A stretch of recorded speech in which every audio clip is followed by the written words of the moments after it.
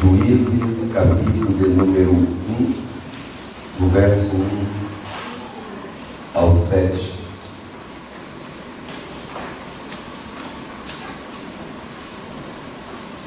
Gênesis, Levítico, Números, Deuteronômio, Josué, Juízes.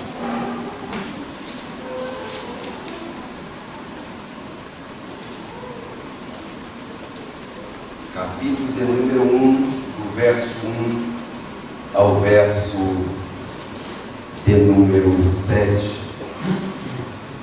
Eu estarei lendo, os amados, me acompanhem em toníssimo.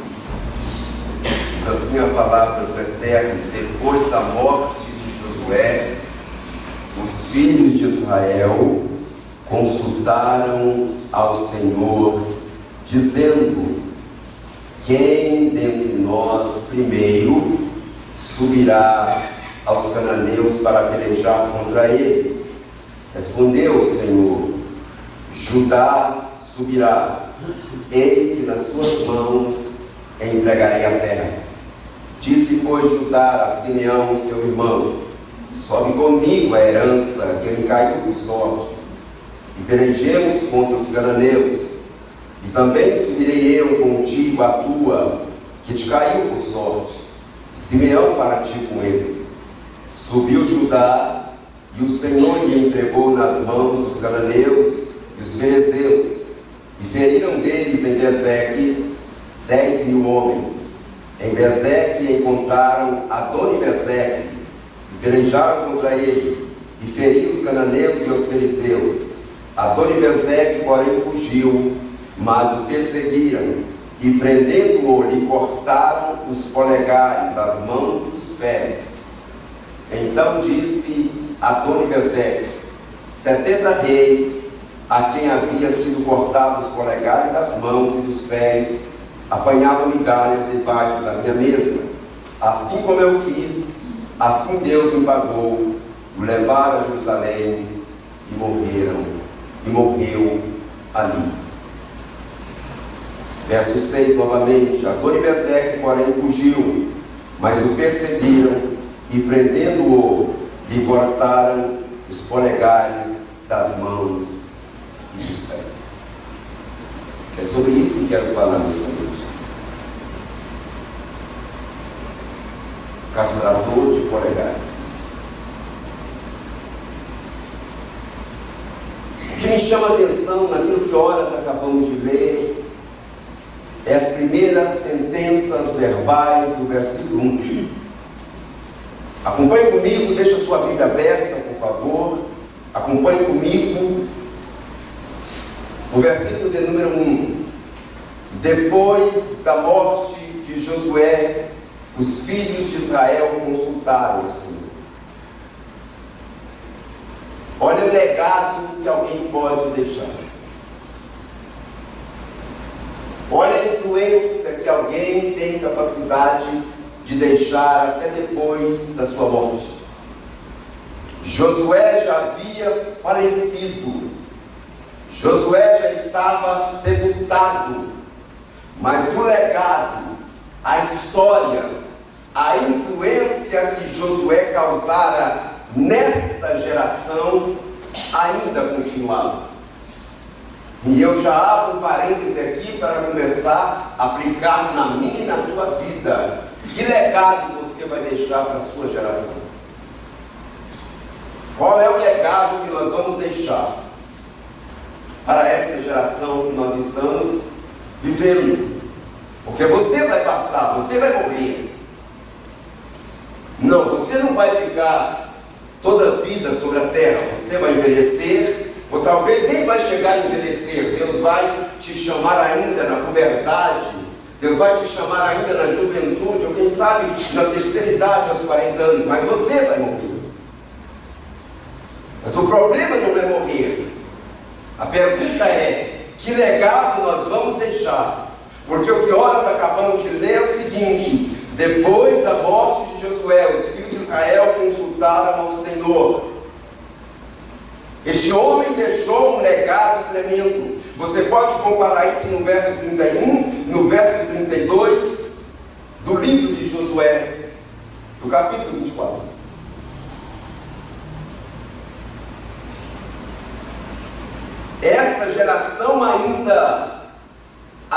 aprendido palavra de Deus.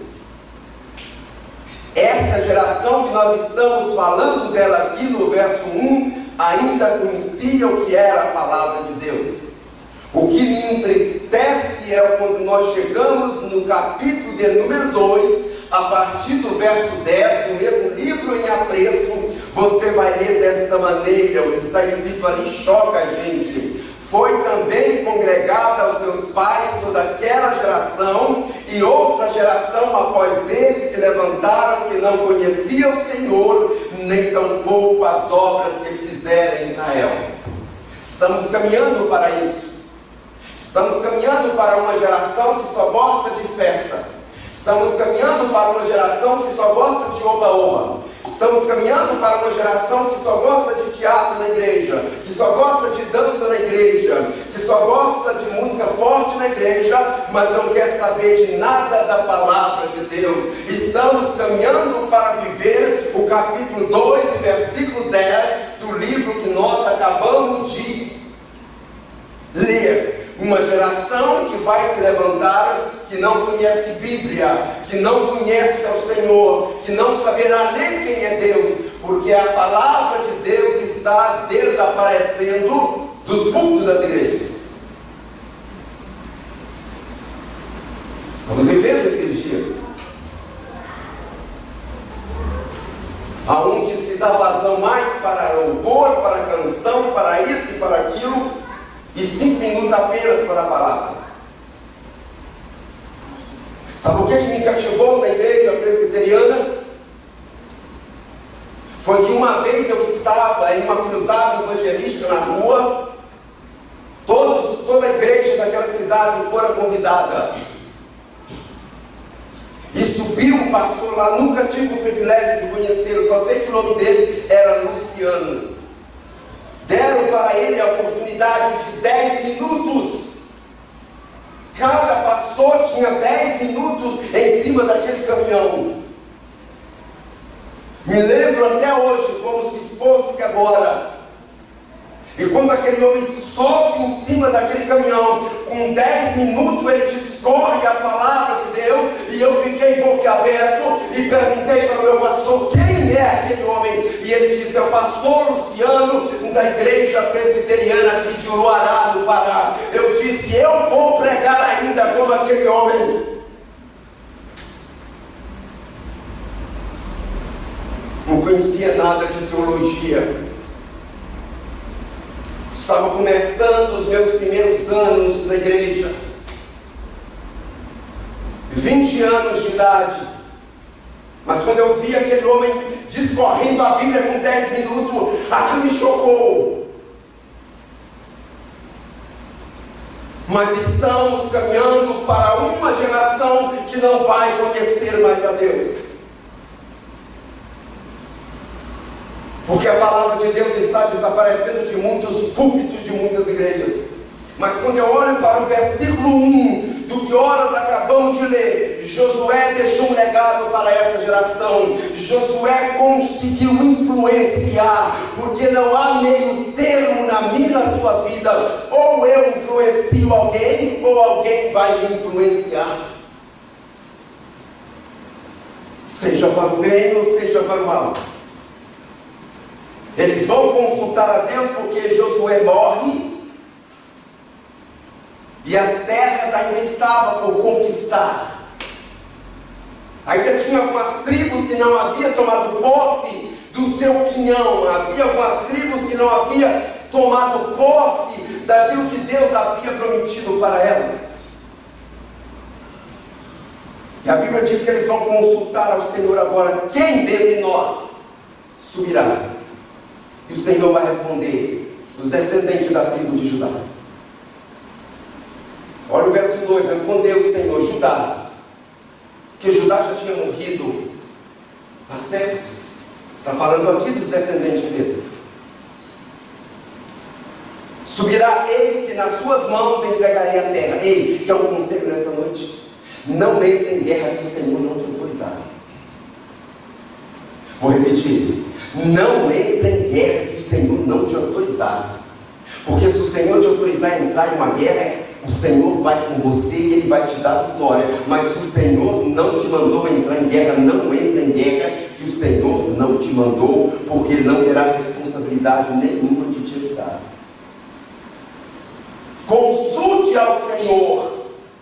Consulte ao Senhor primeiro. Eu posso entrar nesta batalha, Deus, sim ou não? Eu estou preparado para esta guerra? Eu estou preparado para essa luta? Nós vemos aqui que Israel ainda está sob a influência de um líder que toda a sua família temia a Deus. Estou falando de Josué. E eles vão perguntar: quem dentre nós subirá primeiro? E Deus vai responder: Judá subirá. E ele não só vai subir, eu vou entregar os cananeus nas mãos dele. Judá, em contrapartida, vai chamar o seu irmão Simeão e vai dizer: sobe comigo. Sobe comigo. E o nome disso é aliança. O nome disso é aliança. Sobe comigo. Peleja comigo as minhas batalhas, porque eu vou pelejar contigo as suas batalhas. Será que nós estamos vivendo isso? Será que eu estou me preocupando com as suas batalhas espirituais e estou dizendo para você: fica tranquilo, porque eu vou pelejar contigo em oração essa batalha? Porque eu sei que quando eu entrar nas minhas batalhas espirituais, você também vai entrar comigo nas minhas batalhas espirituais. Será que nós estamos preocupados com as batalhas espirituais daquele ou daquela que senta aos nossos lados? Ou nós estamos nem aí? Não é minha família mesmo? Não é meu filho mesmo que está doente? Não é meu esposo mesmo que está doente? Não é minha esposa mesmo que está doente? Não é ninguém da minha família? Para que eu vou entrar nele? Peraí, será que nós estamos mesmo preocupados com os batalhas de alguém?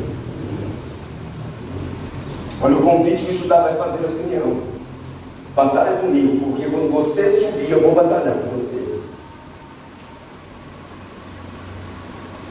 E ele subiu. E a Bíblia diz que o Senhor entregou nas mãos dos cananeus e os fariseus, e feriram deles em Bezeque 10.000 homens. Em Bezeque encontraram Adoni-Bezeque. É sobre esse homem que quero falar com vocês hoje. Castrador de polegares.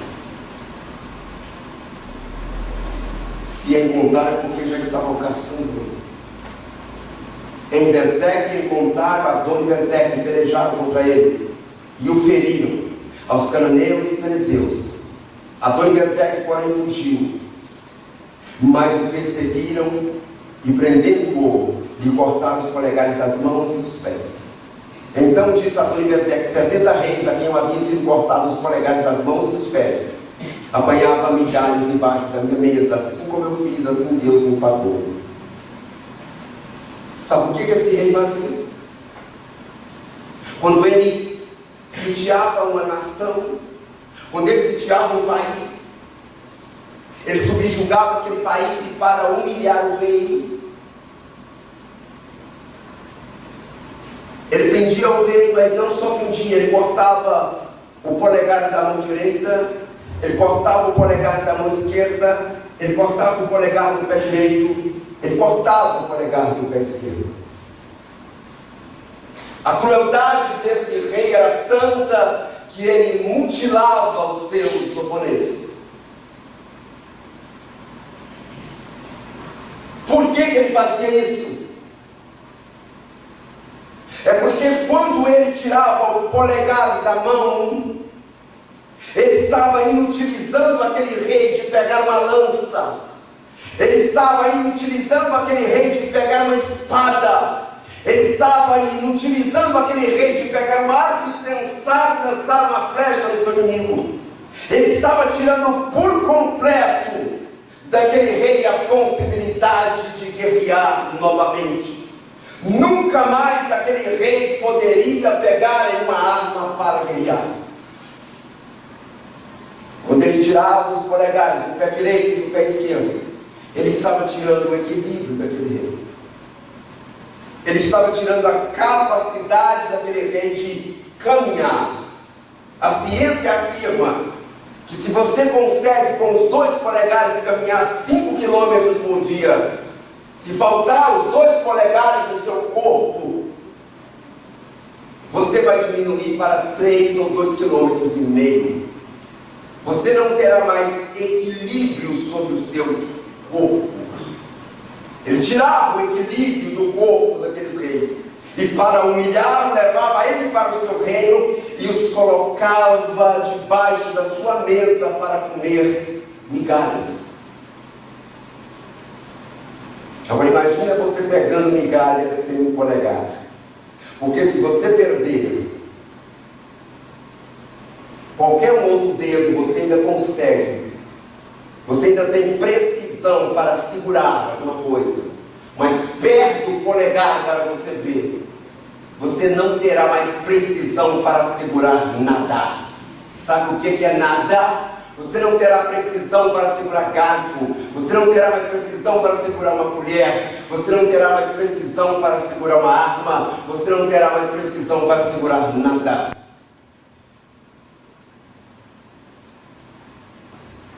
Era isso que Adoni-Bezeque fazia com os seus inimigos. Foram 70 reis mutilados.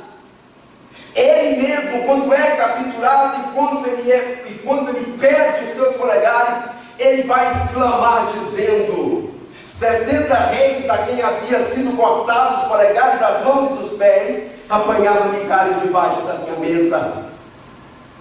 Assim como eu fiz, assim Deus me pagou. Ele está reconhecendo que o que está acontecendo com ele foi Deus que permitiu. Mas é interessante que Adoni-Bezeque não é nome, Adoni-Bezeque é título. Adoni-Bezeque não é nome, Adoni-Bezeque é título. A palavra Adoni, ela deriva da palavra hebraica Adonai, que quer dizer Senhor ou Deus. A palavra Bezeque quer dizer brecha ou relâmpago. Dentro dessa cidade que os israelitas capturaram, chamado Bezeque, havia uma entidade, um Deus que era adorado pelos cananeus, chamado Bezeque, cujo nome significa brechas ou relâmpago. Então Adoni-Bezeque quer dizer Senhor das brechas ou Senhor do relâmpago, ou para ser mais preciso, meu Senhor é Bezeque. Era um título. Esse rei trabalhava por trás de uma entidade. E a gente sabe que um ídolo em si não é nada. O perigo é o que está por trás do ídolo. Esse é o perigo. Esse homem trabalhava por trás de um demônio para poder mutilar todos aqueles que ele capturava. Agora a pergunta é: o que isso tem a ver comigo? Se isso é uma história que aconteceu há mais de 3.000 anos atrás, tem muita coisa a ver comigo e tem muita coisa a ver com você. O mesmo espírito que atuou em Adoni-Bezeque está atuando nos dias atuais. O mesmo espírito que atuou em Adoni-Bezeque está atuando nos dias atuais. Quantas pessoas em nosso meio que já não perdeu o polegar? E a gente sabe que dentro de um polegar existe algo chamado papilas digital. É por essas papilas digitais é que consegue detectar quem eu sou, quem você é. Quando você vai fazer a sua identidade, você pode saber escrever o seu nome, mas a sua papila digital vai estar ali na sua identidade. A primeira vez que utilizaram isso na história foi na França, em 1902, para capturar um prisioneiro.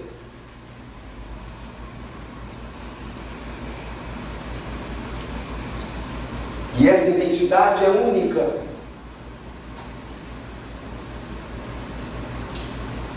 Ninguém tem identidade igual a sua.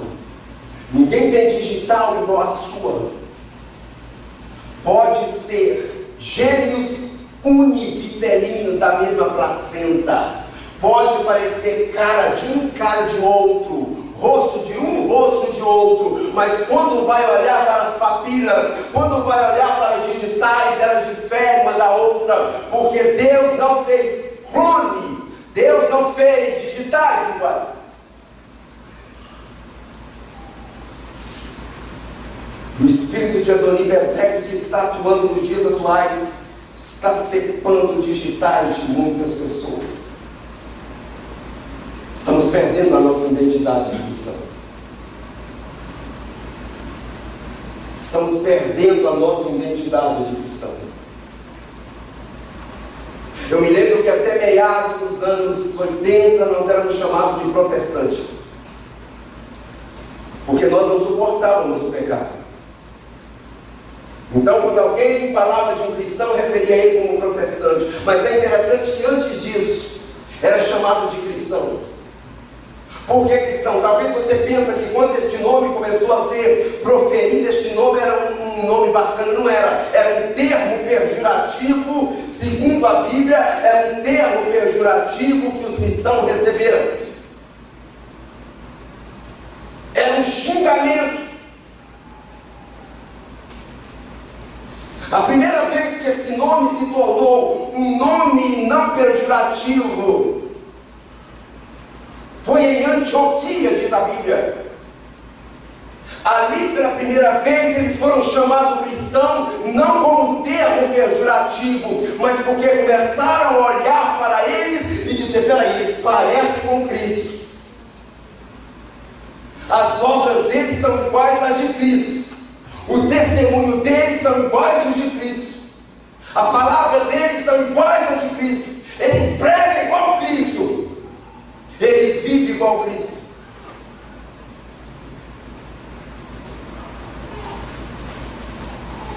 Aí viemos para protestante.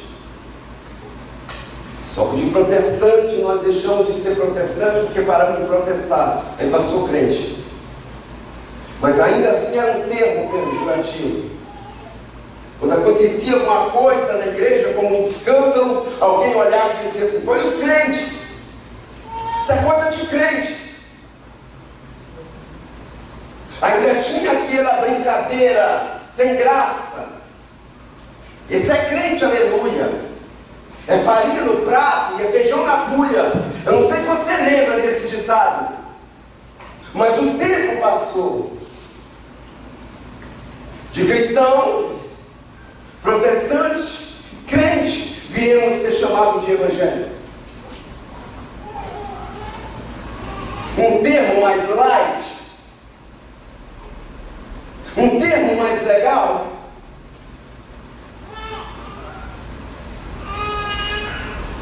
Mas e hoje nós somos chamados de quê? Eu não sou evangélico, eu sou gospel. Eu não canto música evangélica, eu canto música gospel. O negócio está ficando tão light que estamos perdendo a nossa identidade. Não estamos sabendo diferenciar o santo do profano. Estamos vivendo dias em que não estamos sabendo mais diferenciar o santo do profano. Tudo pode, tudo é lícito. É bem verdade que tudo é lícito, a Bíblia diz, mas nem tudo te convém.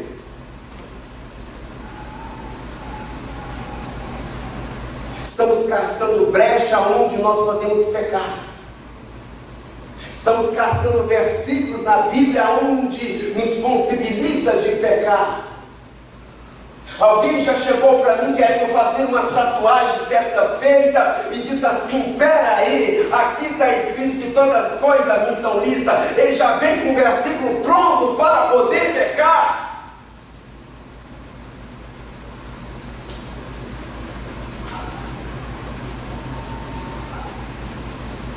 Me mostra que na Bíblia aonde eu participar de uma festa de São João é pecado? Onde tem um versículo aqui? Prova para mim. Ele já vem te confrontando, porque o desejo deles é que você mostre um versículo que leva eles a pecar. Porque essa geração não quer ser confrontada.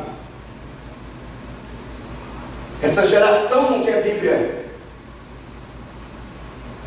Essa geração quer que você permita a eles pular carnaval. Essa geração quer que você permita a eles ir para a quadrilha. Essa geração quer que você permita a eles beber, fumar, prostituir e voltar e cantar aqui, voltar e pregar aqui, voltar e usar instrumento na casa de Deus. É a geração que nós estamos vivendo. É o espírito de Adoni-Bezek que já secou o polegar e já não tem mais identidade. Já perderam a identidade espiritual. Tanto faz como tanto fez.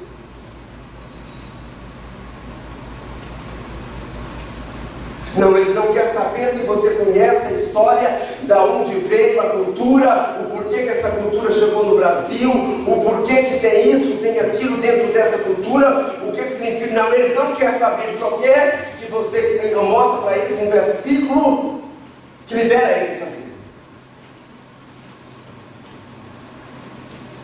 É o espírito de Adoni-Bezek que está atuando e ceifando polegares de muitos. E eu não estou falando só de jovens, eu não estou falando só de adolescentes, eu estou falando de crente maduro que já era para ter convertido há muito tempo. Que já era para ter convertido há muito tempo, mas nunca se converteu. Já perderam a identidade. Não consegue mais ler Bíblia, não consegue mais empunhar a espada, porque segundo o apóstolo Paulo, em Efésios capítulo de número 6, a partir do verso 10, este livro aqui é a espada do Espírito, mas quando o adversário cepa o meu dedo polegar, eu não consigo mais empunhar a espada chamada Bíblia Sagrada. O que o adversário, que o espírito de Adoni-Bezek quer nos dias atuais é me tirar a capacidade de lutar pelo meu casamento, é tirar a minha capacidade de lutar pela minha casa, é tirar a minha capacidade de lutar pelos meus filhos, é tirar a minha capacidade de lutar pela minha vida espiritual, é tirar a minha capacidade de lutar pelas coisas que Deus semeou na minha vida. Está ceifando, está tirando, está cortando os dedos de muitas pessoas e elas não estão percebendo isso.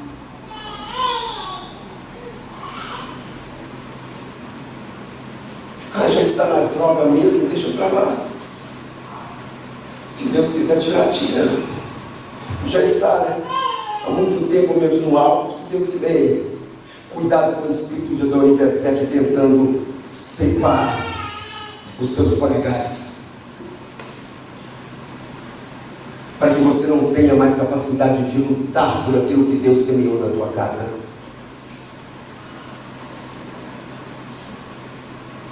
Estamos perdendo identidade, estamos perdendo os polegares, não temos mais força para lutar, para orar.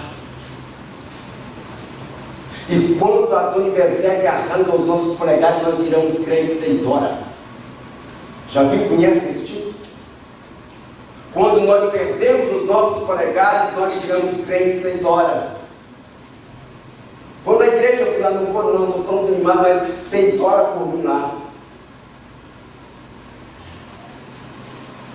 Está tendo uma semana de oração na igreja, segurando, vamos lá. Não vou não, estou animado não, mas 6 horas por mim lá. É crente Angola, conhece aquela galinha chamada Angola? Alguns lugares chamam de cocá. É o tempo todo assim, estou fraco. Você conversa com ela, estou fraco. Você conversa com ele, estou fraco. Mas você pergunta, você tem orado? Não. Você tem lido Bíblia? Não. Você tem caminhado? Não. Por quê? Porque a Adoni-Bezek já secou os dedos polegares e não tem mais força para lutar as guerras espirituais.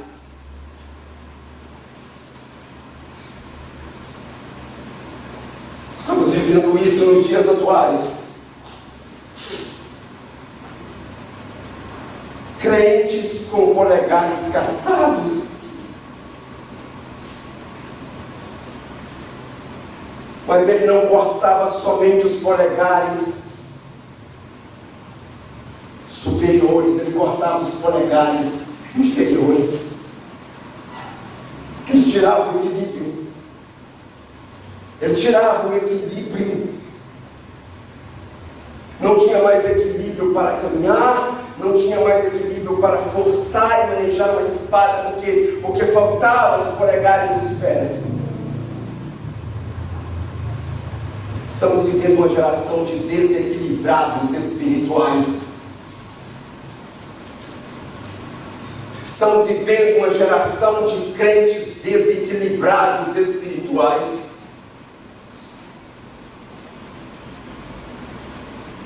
Vou sair dessa igreja porque estava ali na porta, ninguém me cumprimentou. Desequilíbrio espiritual. Eu vou sair porque não me deram oportunidade para fazer esse desequilíbrio espiritual. Eu vou sair daqui porque me olharam de revestrez com a cara feia. Desequilíbrio espiritual. Cara feia não pode tirar da presença de Deus. Falta de oportunidade para cantar um hino, sei lá fazer o quê? Não pode te tirar da presença de Deus. Deus é maior do que oportunidade. Deus é maior do que cara feia. Deus é maior do que alguém cumprimentar você com a paz do Senhor neste lugar. Isso é desequilíbrio espiritual. Estamos vivendo um tempo de pessoas desequilibradas por qualquer coisa, está saindo da igreja e diz, não volto mais, aqui eu não piso mais. Aí vai para casa e senta na frente de uma televisão, de um computador, de um tablet e começa a encher a sua cabeça de heresias, porque o que mais se vê nas redes sociais é heresias.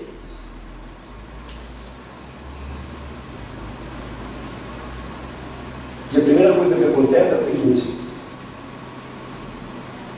pregador nenhum presta mais. Quando eu perco o equilíbrio espiritual, pregador nenhum mais presta para mim, igreja nenhuma mais presta para mim, equipe de louvor nenhuma mais presta. É só eu que sei cantar, é só eu que sei pregar, eu vou ser crente de Cristo em casa.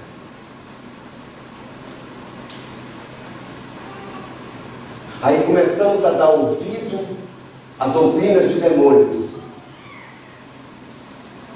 Aí começamos a dar ouvido a falácias.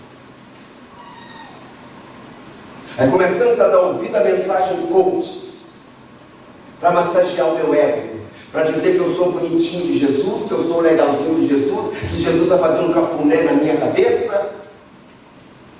Aí Jesus é tirado do centro e eu sou colocado no centro. Aí eu começo a dar vazão, eu começo a crer nessas baboseiras gospel. Por quê? Porque eu não tenho mais equilíbrio espiritual. Adoni-Bezek veio de mansinho porque eu falei para você que o significado de Adoni-Bezek é Senhor das brechas. E quando ele acha uma brecha, não precisa ser brecha grande. Quando ele acha uma brecha na sua vida, no seu casamento, na sua casa, na sua vida espiritual, no meio da sua família, não precisa ser uma brecha, basta um pedacinho assim para ele colocar comigo. Ele vai achando uma brecha na minha vida, porque afinal de contas eu estou desequilibrado. Afinal de contas eu já perdi o equilíbrio espiritual. Igreja nenhuma para mim presta, pregador nenhum para mim presta, nada para mim presta, é só eu que sou o melhor. Aí eu começo a me autocomiserar. O coitadinho sou eu. Eu estou aqui, não é culpa minha. Não. É porque eu dei brecha para Adoni-Bezek entrar e ceifar os meus polegares inferiores, e eu agora não tenho mais equilíbrio espiritual. Então qualquer mentira que me contarem eu vou acreditar. Qualquer mentira que falar para mim eu vou acreditar. Porque afinal eu estou desequilibrado espiritualmente. E quando alguém está desequilibrado espiritualmente, que não lê Bíblia, que não ora, Qualquer doutrina, qualquer vento de doutrina, ele acredita que nada. Isso é bênção. Vem para cá. Que você pode fazer de tudo, porque aqui nós pregamos a hipergraça. Já ouviu falar na hipergraça? Quanto mais você peca, mais a graça superabunda. Então, quanto mais você pecar, mais a graça vai superabundar na sua vida. Pode fornicar à vontade com a sua namorada. Não tem problema não, pode levar para a cama antes do casamento. Não tem problema nenhum. Você chega aqui e pede perdão, aí a graça vai superabundar. Vai deixando a dor e achar uma brecha na sua vida. Vai deixando que ele vai separar os seus polegares inferiores e vai separar os seus polegares superiores, e você não vai ter capacidade mais de caminhar e nem batalhar as suas guerras espirituais. Porque é isso que se prega aí agora, é hipergraça. Eu posso pecar à vontade, porque quanto mais eu peco, mais a graça superabunda. Esse é o evangelho que muitos estão desejando por aí, que te dá vazão para o erro, que te dá vazão para o pecado.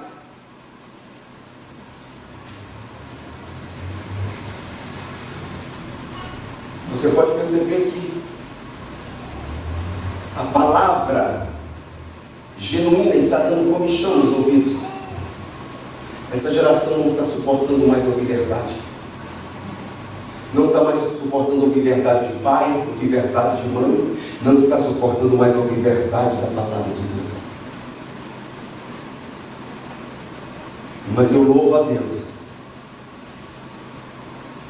Eu louvo a Deus que Judá vai perguntar, os israelitas vai perguntar: quem dentre nós primeiro subirá contra os cananeus? Deus ainda tem Judá, Deus ainda tem Simeão. Deus ainda tem Judá, Deus ainda tem Simeão. É interessante que o nome Simeão quer dizer aquele que ouve.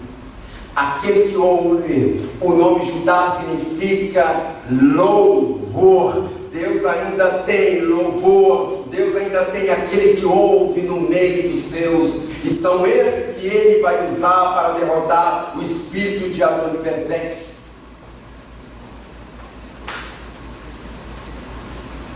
Deus ainda tem Judá, e é interessante que é dessa tribo que vai sair o leão, ou que saiu o leão para derrotar as artimanhas de Satanás.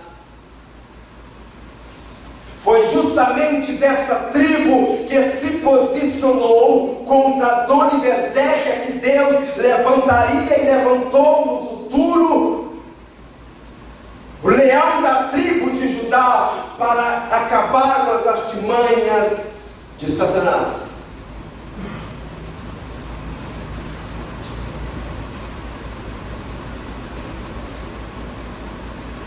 Deus ainda tem pessoas que louvam de verdade. Deus ainda tem pessoas que ouvem. Simeão, aquele que ouve. Judá. Deus ainda tem pessoas que louvam a Ele de verdade, porque o nome significa louvor. Pode ter certeza que Deus ainda vai ter um remanescente que não vai se curvar diante de Adoni-Bezeque. Deus ainda tem um remanescente chamado Simeão e Judá, que não vai deixar as suas digitais desaparecerem. Deus ainda tem um remanescente chamado Judá e Simeão, que vai se colocar na brecha para perseguir Adoni-Bezeque e tirar esse espírito do nosso meio que tenta separar os nossos polegares para tirarmos a capacidade de lutar as nossas batalhas e de caminhar para a casa de Deus. Quantas pessoas caminham para todo lugar? Caminha para o aniversário, caminha para o casamento, caminha para uma festa, caminha para isso, caminha para aquilo, mas não tem mais capacidade de caminhar para a casa de Deus. Já perdeu os polegares inferiores. Tem capacidade de caminhar para todos os lugares, mas não tem mais força de caminhar para a casa de Deus. Que Deus nos ajude a cada dia, que nós não percamos a nossa identidade. Porque nós temos uma identidade. Nós temos uma identidade. O que a gente precisa entender é que nós temos uma identidade, nós não somos um povo qualquer. E qual é a nossa identidade? É o apóstolo Pedro que vai dizer quem nós somos. É o apóstolo Pedro que vai dizer quem nós somos na sua primeira carta. Ele vai falar qual é a minha, qual é a tua identidade. Na sua primeira carta, no capítulo 2, versículo 9 a seguir, ele vai falar: vós, porém, sois raça eleita, sacerdócio real, nação santa, povo de propriedade exclusiva de Deus. Nós temos uma identidade. Nós não somos indigentes no mundo espiritual. Nós somos nação santa, raça eleita, sacerdócio real, povo de propriedade exclusiva de Deus. O inferno não vai conseguir arrancar a minha, a tua identidade. O inferno não vai conseguir arrancar o meu e o teu polegar para não manusearmos mais a palavra de Deus. O inferno não vai conseguir arrancar o meu e o teu polegar do pé direito e do pé esquerdo, impedindo a gente de caminhar para a casa de Deus. Termino aqui. Mas eu preciso dizer que essa história de mais de 3.000 anos atrás, ela continua tão real nos nossos dias. Porque o mesmo Espírito que atuou nesse reino literal para separar dedos literais e mutilar reis literalmente, é o mesmo Espírito que está sendo usado para poder separar dedos espirituais de crentes.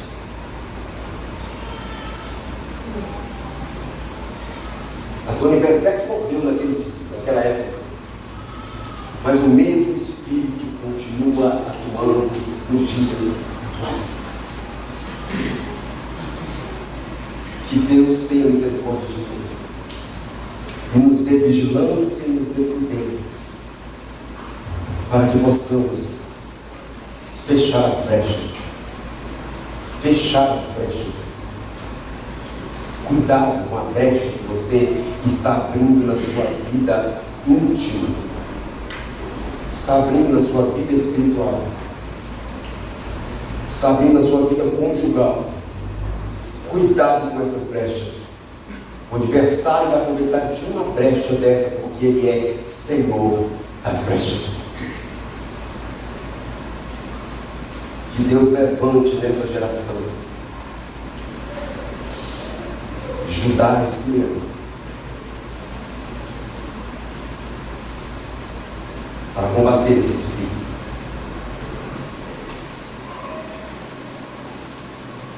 Porque o leão da tribo de Judá já venceu. E se ele venceu, a Bíblia vai dizer que nós somos mais que vencedores nele. Vigilância. É o apóstolo Pedro que vai dizer: vigiai, porque o vosso adversário anda ao derredor, bramando como leão, procurando quem possa tragar. Que Deus em Cristo Jesus nos dê alerta, nos dê prudência. Amém?